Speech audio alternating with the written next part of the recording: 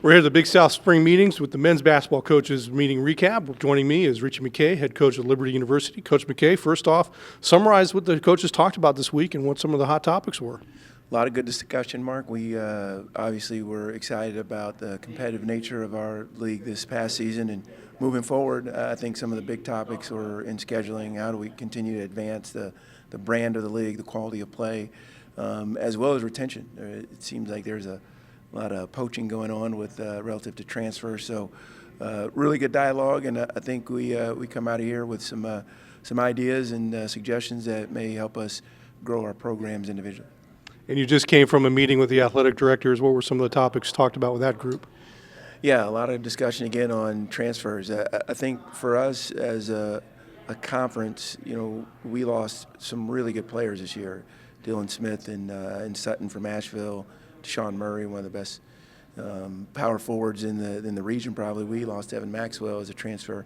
And not to begrudge the places that they transferred to or the individuals, but that's a concern when some of the best players in your league are looking for greener pastures. How do we upgrade our experience and our situations to prohibit that? So, and also affects our APR. So really good discussions there, and also the conference tournament format moving forward, how those changes are significant.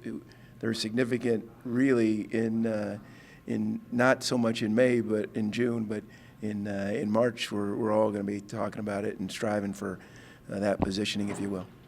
And you alluded to the new conference tournament format, high seed, number one seed hosting. Yeah. Just talk about what that means to the regular season and how to reshape your team.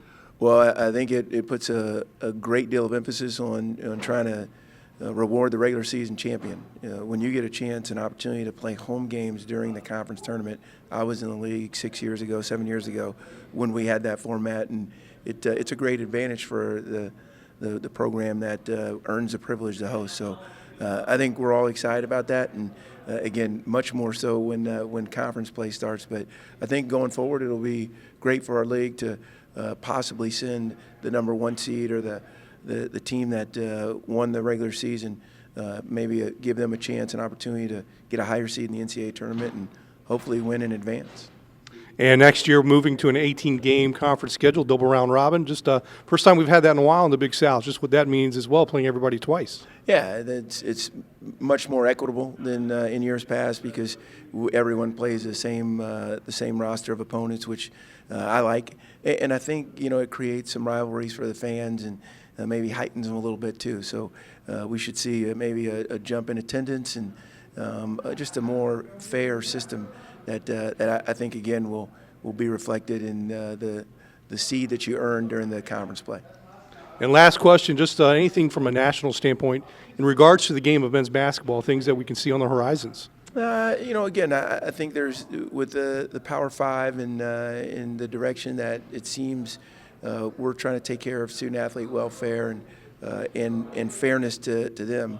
We just want to be up with the trend and make sure we're doing everything that we need to do as a conference office in our member institutions to elevate and heighten that experience. And so I think we're trying to be at the forefront of what changes would occur and anticipate how those changes might affect our different programs. All right, Coach, thanks for taking time with us today, and enjoy the rest of the summer. Mark, thank you.